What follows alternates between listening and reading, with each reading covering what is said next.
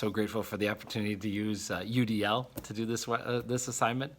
I think it's great. I think that we can still get accurate measures. Not everything has to be written in this traditional form, so thank you for that. When it comes to my personal philosophy for communication, especially in education, we've learned a lot about this class, or in this class, and I've tried to apply a lot of it, and I feel that I was a good communicator before.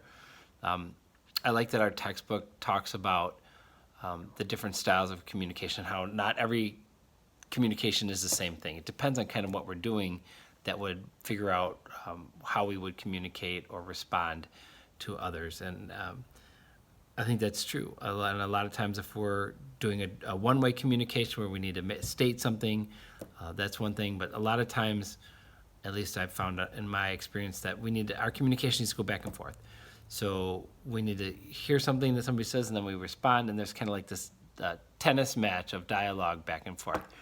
I know for myself, I'm trying to slow down a little bit and be more of an active listener than listening to respond. I have a very strong tendency that I'm now fighting against, to not listen to respond, but to be active listening. I think that our book has done a great job talking about the different styles of communication and different ways and different settings where all these different things are going to come into play. The second source that I have that I really, really enjoyed was our 4 tendency quiz by Gretchen Rubin. It didn't tell me anything new. I'm a questioner. I do it all the time. It is. So, but it reinforced my ideas of what I thought, so that was good. The next thing that my next source, which is going to kind of veer me off track and isn't always appreciated in scholarly circles, I'm going to go off the Myers-Briggs. There's a Myers-Briggs personality test, and a lot of science debunks it as myth and not true, but there are I believe that there's some reality to it and some truth to it. And I went on EBSCO Host and did some research, and I found an article. It's called The Myers-Briggs Personality Profiles of Prospective Educators.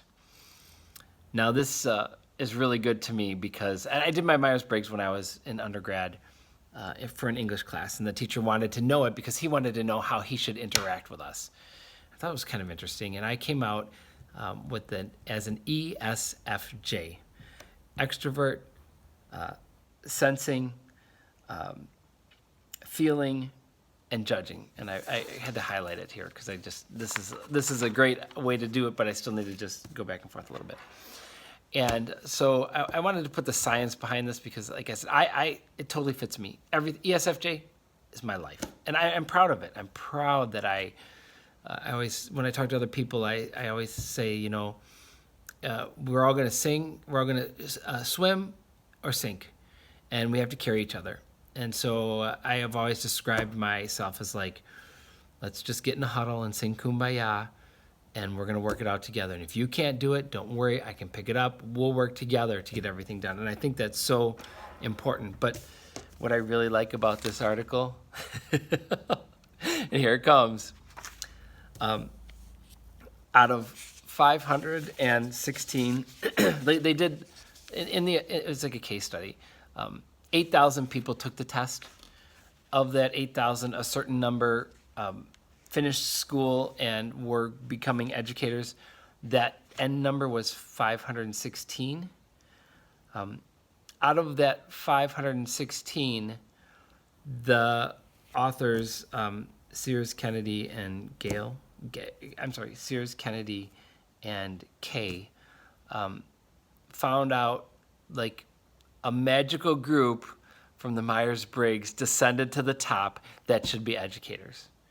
And that group that descended to the top for education are ESFJs and ISFJs. So introvert, extrovert didn't really matter that much, but that SFJ part was critical to being an educator. And so we might say, well, what does that mean? And I'm just going to I highlighted some stuff here because it's true. It's just true. The S in the SFJ denotes sensing. This personality dimension characterizes individuals who fully exercise their five senses and are inclined to perceive their understanding in terms of what they can see, hear, taste, and smell. And I think that's so true. When I in a group, I feel like I can sense what's going on and what people need. The F refers to feeling. Feelings here do not connotate excessive emotionality, rather a dimension of the Myers-Briggs describes individuals who are concerned subjectively with weighing the relative merits or values of alternative decisions. In addition, feeling individuals are greatly adept at knowing what is important to others and at appreciating the sensitivities of interpersonal relationships. They enjoy harmony and assume others do too. The J, judging. This dimension describes individuals who prefer to have things decided or settled. In new situations, they look for just enough evidence to make up their minds. That goes in harmony with Gretchen's things too. Like questioners, we do a lot of thinking. We put a lot of foresight into this, so we're not just speaking off the cuff. So these ESFJs, ISFJs, they rise to the top when it comes to being educators. And I think that that's so important in what we're doing. We're talking about going out and working with families and working in groups. So the ESFJ percentage that became educators, K through 12, were 28%. The next group down, which is the ISFJ, they were 14.6%. So out of 100%, the strongest, highest group is the EFSJ. And I feel that that fits so much into how I run my life, how I listen, how I try to be part of a team, how I think about what other people do. It's just critical. And so I love it when I can, maybe it's an information bias because I sought out, when I was doing my search out, I did I went to Google Scholar and then I put in Myers-Briggs ESFJ, and the top article that came out was how ESFJs are awesome educators. And so that made me feel really good. It just goes in harmony with my philosophy of being part of a team, working together, singing Kumbaya, and just getting it done and being sensitive to the needs of others. So that's what I got.